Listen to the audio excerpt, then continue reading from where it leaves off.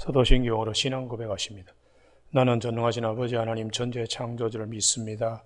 나는 그 유일하신 아들 우리 주 예수 그리스도를 믿습니다.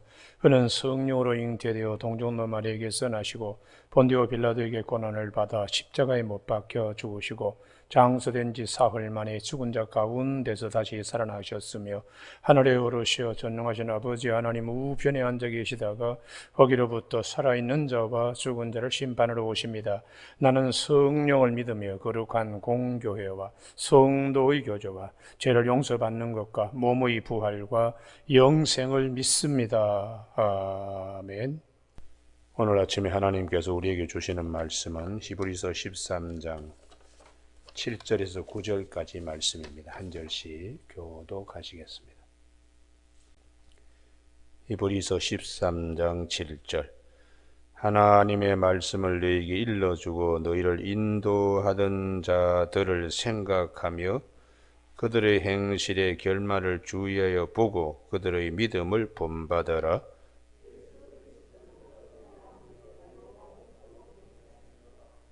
같이 읽습니다. 여러 가지 다른 교훈에 끌리지 말라. 마음은 은혜로서 굳게 함이 아름답고 음식으로서 할 것이 아니니 음식으로 말미암아 행한 자는 유익을 얻지 못하였느니라. 아멘. 오늘 7절 말씀에 하나님의 말씀을 너희에게 일러주고 너희를 인도하던 자들을 생각하며 하는 말씀 중심으로 말씀 인도자와 좋은 관계라는 제목으로 말씀을 나누겠습니다. 구약 성경의 창세기 26장에 이삭에게 블레셋 사람들이 많이 해방했습니다. 그 과정에도 쉼 없이 이삭이 행한 일이 있는데 그것은 물을 얻기 위하여 우물을 확보하는 것입니다. 그런데 블레셋 사람은 하여튼 이삭이 파놓은 우물을 그렇게 뺏고 그 물을 마시지 못하게 했습니다. 결국 이삭은 에색, 신나, 르호봇 거쳐서 하나님이 그에게 주시는 부엘세바의 물을 마시게 되었다고 창세기 26장에서 말씀합니다. 우리 영혼의 양식, 샘의 우물물과 같습니다. 그것을 마시지 못하면 죽습니다. 그렇기 때문에 성경은 사람이 육으로만 되어 있는 것이 아니고 영혼도 있기 때문에 떡으로만 사는 것이 아니라 하나님 입에서 나오는 모든 말씀으로 산다고 신명기 8장 3절과 마태복음 4장에서 성경은 말씀해 주고 있습니다. 그러므로 우리가 말씀을 공급하는 자와 좋은 관계를 맺어야지 말씀을 공급하고 말씀을 인도하고 가르치는 자와 불편한 관계가 되면 샘에서 나오는 물을 마시는데 회방을 잊게 됩니다. 그래서 주님이 마태복음 13장 천국장에 씨 뿌리는 자의 비유 같은 씨인데도 받지 못하고 길가밭같이 마귀가 와서 공중에 나는 새가 와서 씨앗이 떨어지자마자 낚아채는 것처럼 마귀가 회방한다는 것입니다. 블레셋 사람이 이삭에게 우물을 마시지 못하게 하는 것처럼 마귀가 회방한다고. 그래서 옥토박같이 무슨 말씀을 하시든지 그대로 아멘으로 수용하는 것이 30배, 60배, 100배의 결실을 맺는다고 그렇게 말씀하고 있습니다. 그러므로 예수님께서 많은 기적과 이적을 행하는 첫 번째 기적이 가나의 혼인잔치에 포도주 물을 포도주로 만든 것입니다. 그때에 요한복음 2장 5절에 마리아가 무슨 말씀을 하시든지 그대로 행하라 하고 종들에게, 물 길러 오는 종들에게 부탁을 했습니다. 포도주가 뭔데 왜 돌 항아리에 물을 아구까지 채우라 그러냐? 의심하지 말라. 말씀하시는 자와 좋은 관계로 갈등하지 말고 아멘 할렐루야 그러고 순종하면 물이 다 포도주로 바뀌는 귀한 축복이 있게 되는 것이죠. 우리가 신약 성경에 예수님께 가장 해방꾼들은 서기관과 바리새인과 이 두 사람들이, 두 부류가 가장 해방꾼이었습니다. 생명의 말씀을 공급하러 오신, 말씀 그 자체이시고 생명이신 그분을 가장 블레셋 사람이 이삭에게 해방한 것처럼 이 바리새인과 서기관 율법학자들이 가장 방해꾼이 되었습니다. 백성들에게 좋은 것을 먹이시려고 주님이 하실 때마다 이들은 아주 딱딱한 마음과 굳은 마음이 되어서 예수님을 이리저리 시험하고 회방하고 방해했습니다. 그래서 우리는 오늘 이 본문 말씀을 잘 기억하며 우리에게 영원한 주님이 되시는 어제나 오늘이나 내일이나 동일하신 분은 그 입에서 하는 말씀도 어제나 오늘이나 내일이나 늘 변치 않기 때문에 영원한 생명의 말씀이 되는데, 이 말씀을 전하고 인도하는 자들에게 좋은 관계를 맺도록 히브리서 13장 그 옆에 보시면 17절 다 같이 한번 읽으실까요? 시작. 너희를 인도하는 자들에게 순종하고 복종하라. 그들은 너희 영혼을 위하여 경성하기를 자신들이 청산할 자인 것 같이 하느니라. 그들로 하여금 즐거움으로 이것을 하게 하고 근심으로 하게 하지 말라. 그렇지 않으면 너희에게 유익이 없느니라. 아멘. 그래서 말씀을 듣는 자는 말씀을 전하는 자와 함께 좋은 관계를 맺어야 그에게 생수의 근원이 되시는 주님이 주시는 그 은혜에 깊이 나갈 수 있습니다. 오늘 본문뿐만 아니라 사도 바울은 갈라디아 6장에서도 말씀하고 있습니다. 갈라디아서 6장 6절, 가르침을 받는 자는 말씀을 가르치는 자와 모든 좋은 것을 함께하라. 스스로 속이지 말라. 하나님은 없이 여김을 받지 아니하시나니 사람이 무엇으로 심든지 그대로 거두리라. 자기의 육체를 위하여 심는 자는 육체로부터 썩어질 것을 거두고 성령을 위하여 심는 자는 성령으로부터 영생을 거두리라. 그렇게 말씀하고 있습니다. 그래서 우리가 이 하나님 앞에서 말씀을 공급하는 자와 말씀을 공급받는 자의 관계가 아름답고 귀할 때에 하나님께서 우리에게 주신 은혜의 자리에 모두 서게 됩니다. 그러므로 전하는 자와 받는 자가 함께 은혜의 자리에 서게 될 때에 그 역사는 아주 놀랍습니다. 우리가 신앙생활 할 때마다 항상 이 부분에 특별히 주목해야 할 필요가 있는 것은 육신이 전부가 아니기 때문입니다.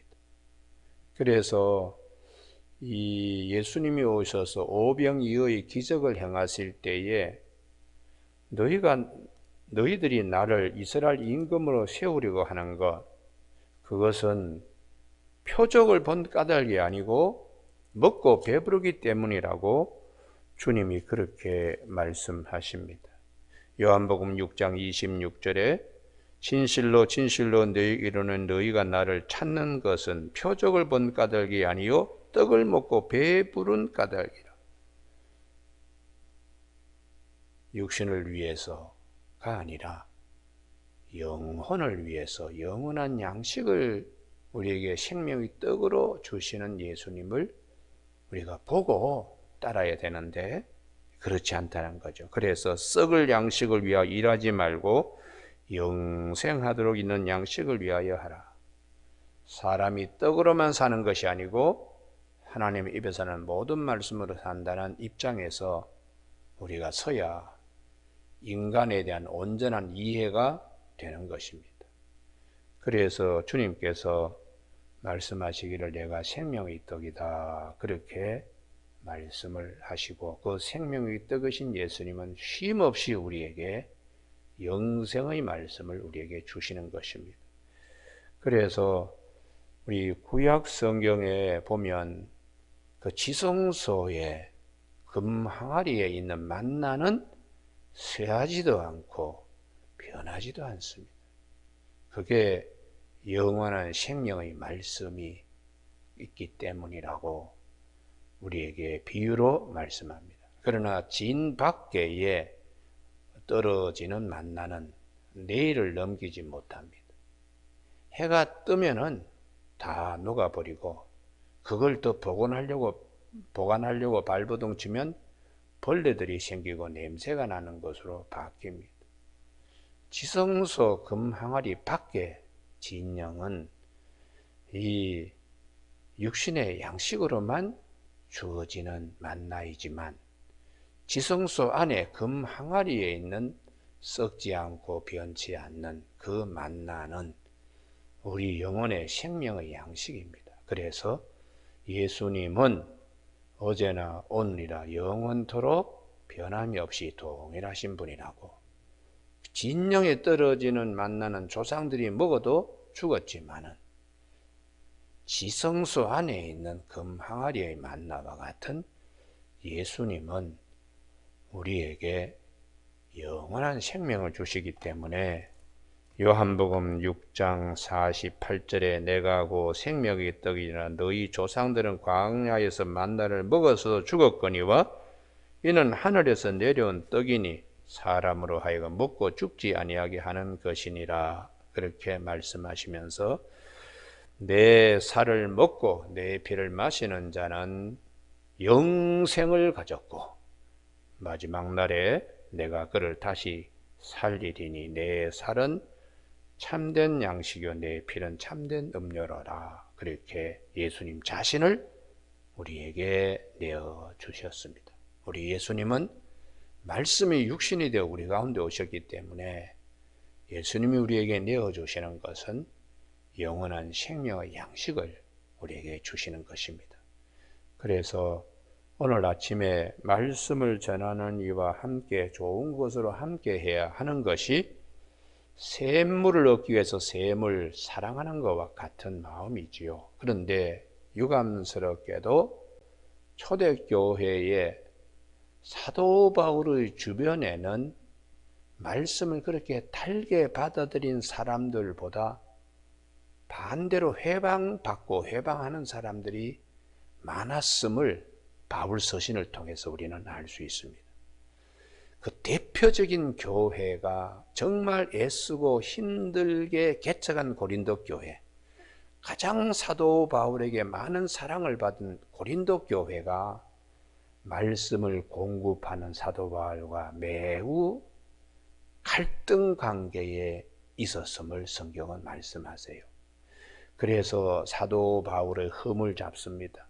자신이 없으니까 베드로처럼 아볼로처럼 사렙이 달라는 소리도 못하고 자비랑 목회한다고 저러지 사도 바울이 뭐 온다 그러다가 또 오지 못한다 그러고 뭐 그렇게 변덕스러운가 그러면서 결정적으로 하는 말이 고린도후서 10장 10절 그들의 말이 그의 편지들은 무게가 있고 힘이 있으나 그가 몸으로 대할 때는 약하고 그 말도 시원치 않다 하니 서신은 기가 막히게 이렇게 쓰면서 만나서 보면 강단에서 설교할 때에 영 박력도 없고 자신감도 없고 소리가 안으로 기어 들어가는 그런 분이 무슨 하나님이 보낸 사도냐 이러고는 이제 흠을 잡기 때문에 사도 바울이 이런 얘기를 합니다.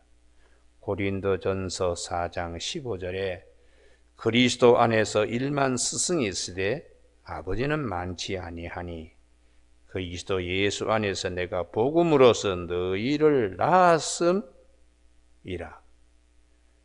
나는 고린도 교회의 아버지와 같은 존재, 잘났든 못났든 하여튼 아버지와 같은 존재다. 그렇게 말씀하고 있는 것이죠. 그래서 갈라디아서에도 사람이 무엇으로 힘든지 심은 대로 거두리라. 말씀을 전하는 자와 함께 모든 것 좋은 것으로 하라. 그 말씀은 갈라디아 교회 안에서도 몇몇 사람이 율법을 행함으로 뭐 구원받는다, 할례 받아야 된다, 뭐 이런 등등으로 많이 해방하고 분위기를 흐려놓았습니다. 그래서 사도 바울은 항상 이 말씀 공급이 말씀 수요자에게 얼마나 중요한 것인가를 갈라디아서 6장 6절, 7절, 8절 뿐만 아니라 오늘 히브리서 13장 7절과 그리고 17절에서 강조하고 있습니다. 사도 바울뿐만 아닙니다. 사도 요한도 같은 말씀합니다. 요한삼서 1장 2절에 사랑하는 자여 네 영혼이 잘된 같이 범사에 잘되고 강건하길 원한다. 하나님 앞에서 어떤 자세인가? 말씀 전하는 순회 전도자들을 정말 잘 영접하고 대접해서 그 소문이 이 사도 요한의 귀까지 들렸다는 것이에요. 그래서 요한삼서 1장 5절 사랑하는 자여 내가 무엇이든지 형제고 나그네 된 자들에게 행하는 것은 신실한 일이니 그들이 교회 앞에서 너희의 사랑을 증언하였느니라. 내가 하나님께 합당하게 그들을 전송하면 좋으리로다. 이게 이제 가이오 장로라고 하는 분은 초대교회의 말씀 순회 전도자 돌아다니면서 이제 말씀을 전하는 자들, 하여튼 이 집에 그냥 열흘이고 보름이고 하여튼 잘 편히 계시다가 이렇게 가도록 영접했기 때문에 이 가이오 장로님, 사랑하는 자여 네 영혼이 잘된 같이, 그 영혼이 잘 되는 것이 말씀 전하는 자와 함께 좋은 것으로 함께하고 불편하지 않게 해드리는 그 일이 전도자들이 교회들 다니면서 야, 그 참 장로님 그 대단하신 그 집에서 내가 보름 묵어도 하루같이 대하면서 말씀 증가하는 일에 그렇게 협력하고 도와주고 사랑했다고 전도자들이 교회 다니면서 그렇게 그 사랑에 대해서 자랑하는 것입니다. 근데 반대로 이제 디오드레베라는 사람은 반대로 말씀 전하는 자를 아주 구박해요. 그리고는 핍박하고 이런 이제 어둠의 자식과 같이 노는 자도 있다고 요한 3서에서 말씀하고 있습니다. 우리가 교회 공동체에서 이 싫든 좋든 말씀 전하는 담임 목사와 좋은 관계가 되어야 교회는 편안합니다. 그렇지 않고는 끊임없이 모든 건 다 좋은데 말씀 전하는 자와 불편한 관계가 되면 교회는 은혜가 떠나게 되는 것입니다. 그래서 우리가 아버지가 잘났든 못났든 돈이 많든 없든 아버지는 하나입니다.